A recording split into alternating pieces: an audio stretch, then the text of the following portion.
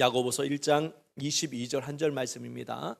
우리 다 같이 읽겠습니다. 시작. 너희는 말씀을 행하는 자가 되고 듣기만 하여 자신을 속이는 자가 되지 말라. 아멘. 어떤 물건을 살게 되면 주의사항이라는 게 있습니다. 오늘 아침에 제가 아침을 먹고 제가 빵을 좋아해서 빵을 이제 거의 먹는 편인데 주의사항이 있었어요. 빵의 주의사항이 아니라 뭔지 맞춰보십시오. 이 주의사항이 뭐냐면 냉장 보관해야 된다. 1번 이 그렇고 2번이 사용할 때 흔들어서 사용해야 된다. 세 번째 눕혀서 보관해야 된다 라고 적혀 있었습니다. 어렵지요? 뭔지 아세요? 휘핑크림이라고 하지. 휘핑크림? 모르시는구나. 이 빵을 바를 때 이렇게 크림이라는 게 있어요. 그 바르는 건데 그 빵을 먹으면서 그걸 보니까 주의사항이 있더라고. 이거를 냉장 보관해야 되고 사용할 때는 흔들어 사용해야 되고 눕혀서 보관해야 된다라는 그 글을 보면서 오늘 말씀을 정했습니다. 따라하면 성도의 주의사항, 성도에게도 주의사항이 있다라는 것을 생각해 봤습니다. 우리가 어떻게 살아야 되는가? 분명히 하나님께서 우리에게 성경을 주셨습니다. 이 성경은 어떻게 보면 우리가 어떻게 살아야 되는지를 가르쳐주는 성경입니다. 십계명, 이스라엘 백성들에게 주신 주의사항이라 볼 수 있습니다. 하나님의 명령입니다. 첫 번째가 뭡니까? 잘 모르죠. 잘 모릅니다. 기억해내 보십시오. 첫 번째가 아마 제 기억은 이럴 겁니다. 나 외에 다른 신을 두지 말라. 내 앞에 다른 신을 두지 말라든지 어쨌든 그럴 거예요. 두 번째가 우상을 만들지 말고 섬기지 말라. 세 번째가 뭘까요? 여호와 이름을 망령되 일컫지 말라. 네 번째가 안식일을 거룩히 지키라. 다섯 번째 내 부모를 공경하라. 여섯 번째 살인하지 말라. 다음에 간음하지 말라. 도둑질하지 말라. 내 이웃의 거짓 증거하지 말라. 열 번째 내 이웃의 것을 탐내지 말라라고 제 기억으로 그렇습니다. 이것이 주의사항입니다. 하나님 믿는 백성으로서의 가장 기본적인 것들을 지켜야 될 것들을 얘기합니다. 우리도 성도로서 지켜야 될 것들이 반드시 있습니다.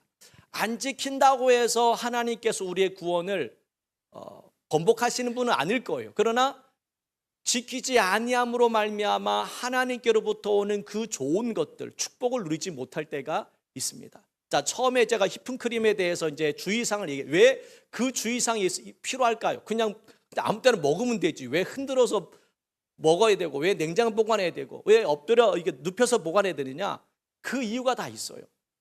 그렇게 보관하지 않고 먹으면은 이 휘핑크림이 다 나오질 않아요. 끝까지 먹을 수가 없어요. 예전엔 몰라가지고 주의사항을 몰라도 그냥 놔두고 했는데 분명히 많이 남았는데도 안 나와요, 이게. 그래서 제가 경험한 게 이 주의사항을 보고 그대로 하자니까는 그 다음부터는 끝까지 다 먹을 수 있었다라는 겁니다. 무슨 이야기냐? 하나님의 말씀대로 사는 것은 쉽지가 않아요. 어렵습니다. 불편한 게 많아요. 그렇지만 그렇게 살아간다면은 하나님께서 우리에게 주시고자 하는 정말 좋은 것들이 있다라는 겁니다. 그것을 우리가 누리고 그것을 가져야 되는데 그렇지 못할 때가 참 많다라는 생각을 하게 되었습니다. 자, 오늘 22절 말씀 다시 볼까요? 너희는 말씀을 행하는 자가 되고 듣기만 하여 자신을 속이는 자가 되지 말라. 우리는 수없이 하나님의 말씀을 들어왔습니다. 들었지만은 행하는 사람이 있고 행하지 않는 사람이 있습니다. 여러분은 행하는 사람입니까? 듣기만 하는 사람입니까? 성도로서의 우리가 지켜야 될 것들이 바로 이제 말씀을 들었으면은 행하는 삶을 살아가야 된다. 성도는 믿음의 삶을 살아가야 됩니다. 그리고 따라합니다. 거룩한 삶을 살아야 된다. 우리는 성도의 삶을 살아가야 됩니다. 디모데후서 4장에 보면은 선한 싸움을 다 싸우고 믿음을 지켰으니, 자, 믿음을 지키기 위해서 우리는 선한 싸움을 싸워야 됩니다. 왜 믿음을 지키는 게 중요합니까? 믿음이 구원을 이루게 만들고, 믿음이 내 삶을 회복시키시고 회복시키게 만들고, 믿음이 내 삶을 복되게 만드는 겁니다. 그러니까 믿음이 없이는 하나님 기쁘시게 할 수 없기 때문에 우리가 믿음을 위해서 지금도 우리가 살아가야 되는 겁니다. 아나니아와 삽비라 얘기를 잘 아실 거예요. 아나니아와 삽비라 이야기 잠깐 얘기하면, 아나니아와 삽비라가 어느 날 은혜를 받았어요. 그래서 내가 주님을 위해서 뭔가 해야 되겠다. 다른 사람들도 재산을 팔아서 하나님 앞에 헌금하는 걸 보고, 우리도 하나님 앞에 바치자. 많은 사람들이 하나님 앞에 헌금하는데 우리도 그렇게 재산을 팔아서 헌금을 하자. 당시 초대교회 때는 그런 일들이 많았습니다. 그 이유가 아마 환경적인 요인도 있었을 거라 생각합니다. 왜냐하면 당시 때 핍박이 하도 많다 보니까는 또 예수 믿는 것 때문에 재산을 빼앗기는 일이 또 있었어요. 그러니까 재산을 빼앗기는 것보다 차라리 빼앗기기 전에 그것을 팔아 하나님 앞에 드려버리자. 가난한 사람도 많고 어려운 사람도 많으니 그런 영향도 받지 않았을까 생각합니다. 어쨌든 많은 사람들이 자기 재산을 팔아 헌금하는데 아나니아 삽비라도 은혜를 받아서 재산을 팔아서 이제 헌금하려고 이제 교회를 오는 중에 재산이 이 생각보다 많은 거예요. 뭐 예를 들면 10억이 되었다고 칩시다. 재산을 팔았는데 10억이 된 거예요. 그래서 이 10억을 다 드리는 게 쉽지 않아요. 그래서 얼마를 감췄는지 모르지만 얼마를 감추고 하나님 앞에 드리게 되었습니다. 그런데 헌금을 드리려고 하다가 베드로가 성령의 감동으로 온전히 하나님에 바치지 않았다는 것을 알게 됩니다. 성령을 속였다라고 얘기해서 결국에는 어떻게 됐나요? 아나니아 삽비라가 죽었어요, 여러분. 여러분 이해되나요, 여러분? 아니 내가 헌금을 10억을 내 재산 팔아 10억이 됐는데 절반만 드리자. 예를 들면 절반만 드리자. 그래서 5억을 드린 게 여러분 그게 정말 악한 짓일까요, 여러분? 이해할 수 없어요. 인간적인 면에서는 이해할 수 없습니다. 우리가 사람의 눈으로 볼 때는 어떻게 하나님이 그럴 수 있을까라는 생각이 들어요. 그 성경을 읽다 보면은 이게 너무 심했다. 그래도 안 드리는 사람도 있을 텐데 분명히, 그죠? 안 드리는 사람도 있을 거 아니겠습니까?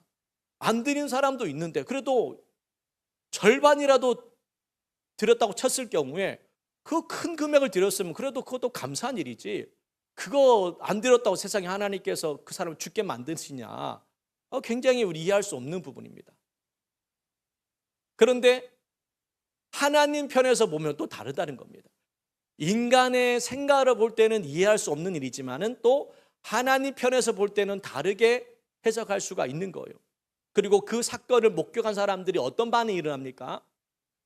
자, 예를 들면 여러분 어떤 김 집사님 와가지고 헌금을 드리다가 여기서 죽었어요. 목사님이 아니 이거밖에 왔냐고 당 성령 속였다고 했더니 죽어버렸어요. 그러면 여러분은 반응이 어떻게 일어날까요? 목사를 욕할까요? 아니면 그 사람을 욕할까? 아니면 하나님을 욕할까? 다시 제가 김 집사님 오셔서 아니 이거 내가 들었어. 이 헌금이 다가 아니라는 걸 들었어요. 그래서 아니 이 집사님 헌금이 다가 아니라는 걸 제가 들었습니다. 왜 이렇게 하셨습니까? 하다가 죽었어요. 그럼 목사님이 책임을 수 있잖아요. 1번 목사가 책임이 크다. 2번 이 집사 거짓말한 집사가 책임이 크다. 세 번째 하나님께서 죽인 하나님이 책임이 크다. 1, 2, 3번 중에 몇 번입니까? 그냥 답이 없어요. 그냥 답이 없어. 이거는 정답이 없어요. 여러분 생각을 얘기하시면 돼. 아니 뭐 관심이 없으시구나. 어쨌든 그래, 답은 없어요. 자, 근데 문제는 뭐냐면은 이런 똑같은 일이 생겼을 때에 사람마다 각자 이 생각이 다 다르잖아요. 목사님이 그런 말 하지 않았으면 살 수 있을 거라 생각하면 목사를 욕할 거고, 그래도 목사가 심했다. 그리고 어떤 사람은 그래도 하나님 앞에 드리는 건데 정성을 다해야지. 그걸 왜 거짓말하냐. 집살 욕하는 사람 있을 것이고 또 하나님 욕하는 사람도 있겠죠. 원망하는 사람도 있겠죠. 그래도 하나님이 사랑이 많으신데 그걸 왜 내버려 두시지 그냥 그것까지 사람을 죽게 만드셨을까. 하나님이 원망할 수도 있는 상황들. 중요한 것은 이 사건을 인하여서 어떤 일이 벌어졌냐는 겁니다. 교회에 성도들이. 우리 한번 찾아볼까요? 우리 사도행전 5장입니다. 사도행전 5장 한번 볼게요. 사도행전 5장. 사도행전 5장입니다. 이 사건을 인하여서 여러분 반응이 어떻게 반응이 일어날지 모르지만 초대교회 성도들은 이렇게 반응이 일어났습니다. 사도행전 5장입니다. 5장 11절 말씀을 읽습니다. 사도행전 5장 11절 말씀 읽겠습니다. 다 같이 읽습니다. 시작.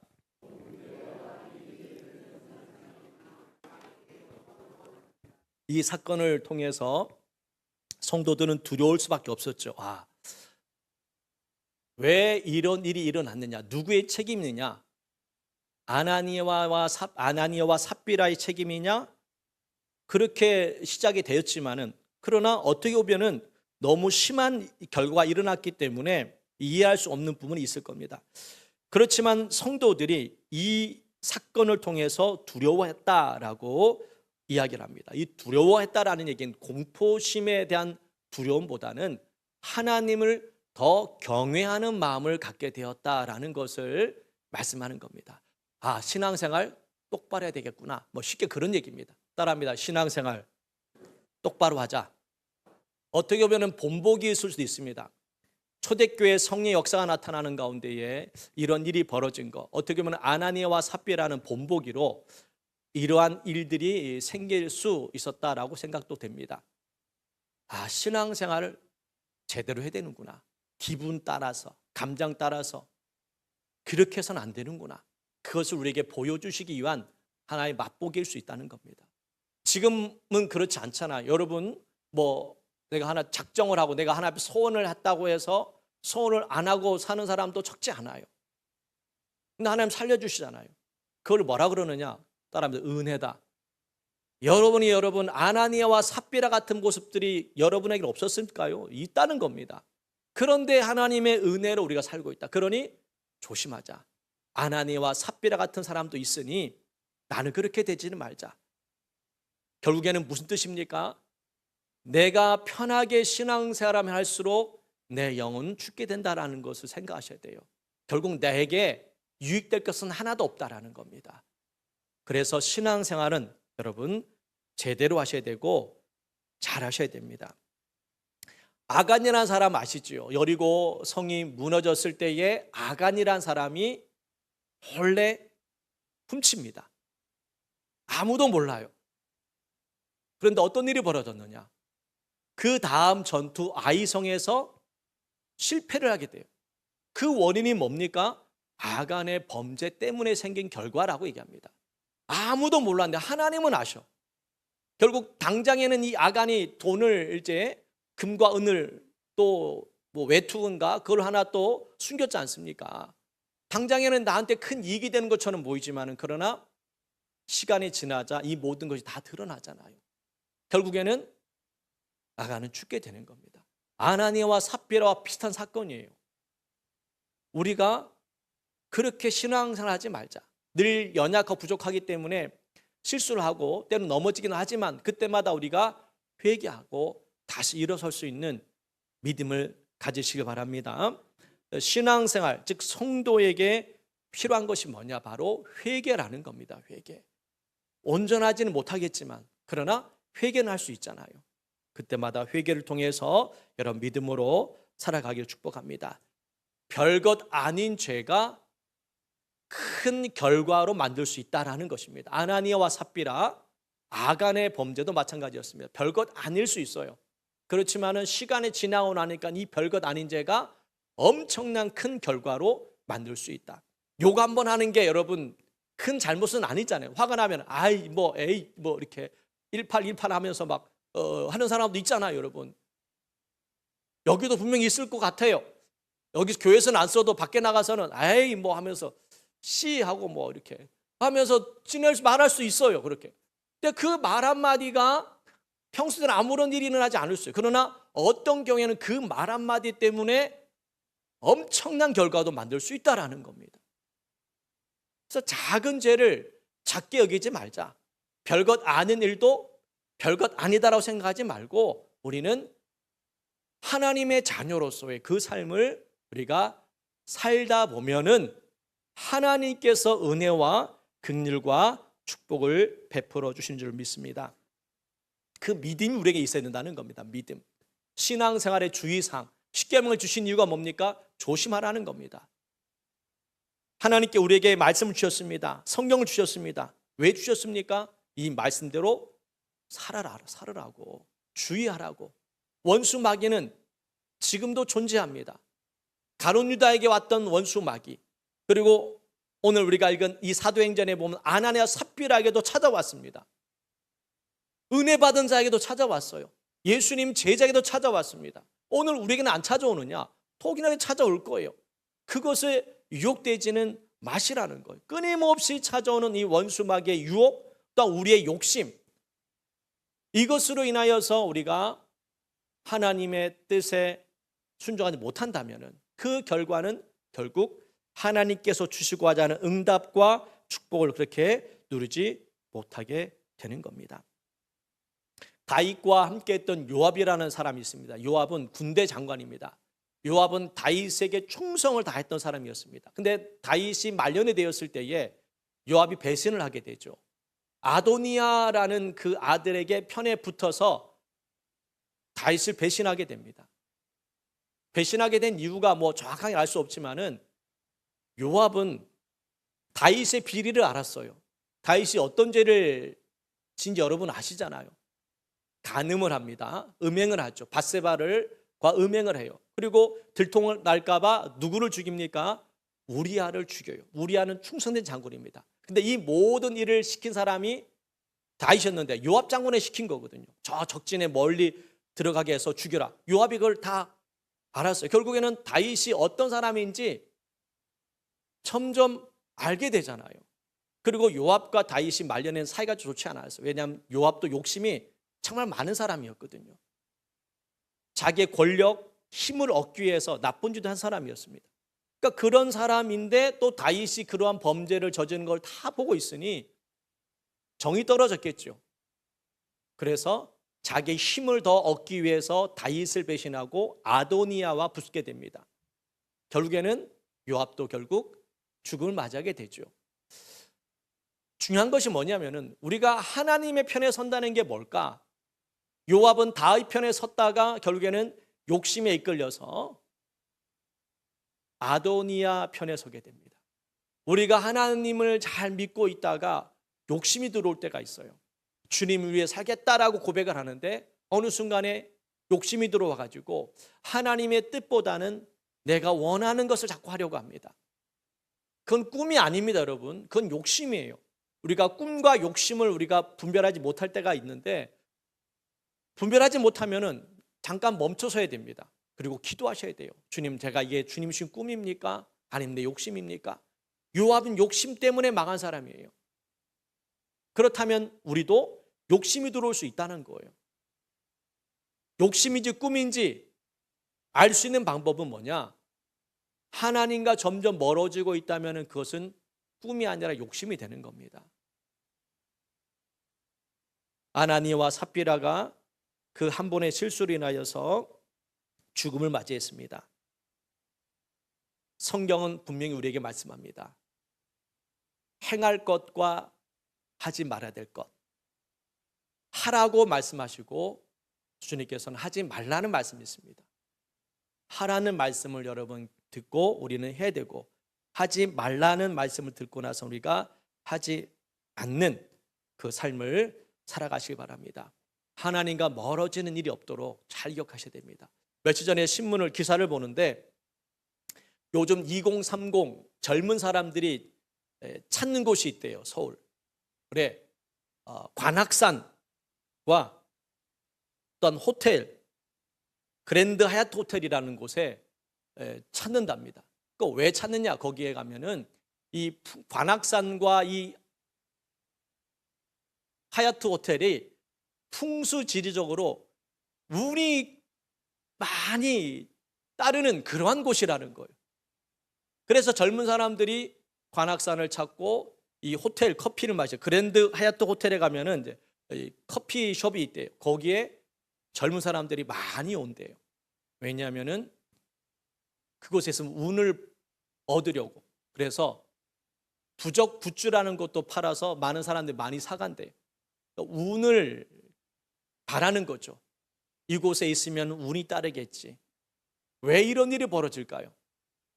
불안한 거죠. 불안하니까는 그런 걸 찾지 않을까. 젊은 사람들이 앞날이 불안하니까는 그렇게 해서라도 뭔가 지푸라기도 잡아서 내 삶을 좀 뭔가 잘 되게끔 만들려고 하는 그러한 마음들이 있었던 것 같습니다.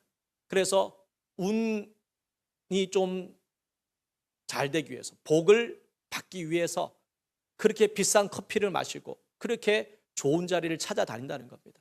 또 그런 데 가면은 또 이렇게 뭐 점도 쳐주고 뭐 이런 게 있대요. 젊은 사람은 그렇게 많이 온다는 겁니다. 그 기사를 봤어요. 불안하니까는 그럴까라 생각합니다.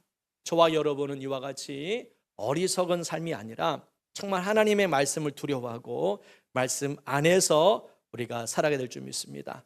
성도로서의 그 삶이 분명히 있다라는 거 기억하시고 내가 원하는 삶, 하고 싶은 삶이 아닌 주님의 말씀에 이끌려서 살아가시기를 다시 한번 주님의 이름으로 축복합니다. 자, 말씀을 정리하겠습니다.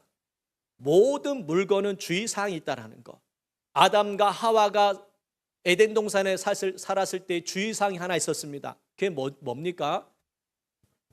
선악과를 먹지 말라는 거였습니다. 주의사항이 딱 하나 있었습니다.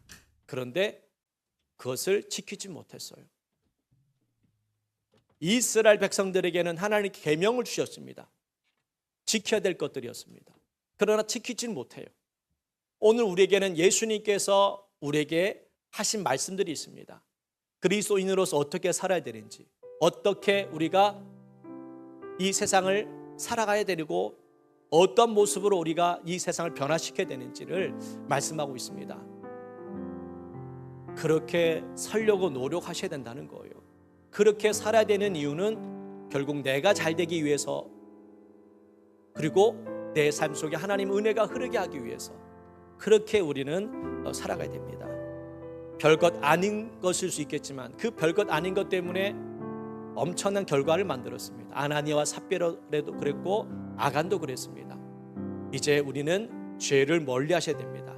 죄가 가까울수록, 욕심에 이끌릴수록 내가 잘 되는 것이 아니라 오히려 나는 죽게 된다는 것을 기억하고 이제 하나님 앞에서 말씀과 기도로 내 삶을 이끌어갈 수 있는 믿음의 사람이 되시기를 주님으로 축복합니다. 우리 찬양 드리는 후에 통성으로 간절히 기도하겠습니다. 나는 주를 섬기는 것에 후회가 없습니다. 이 찬양 부른 후에 우리 통성으로 간절히 기도하겠습니다.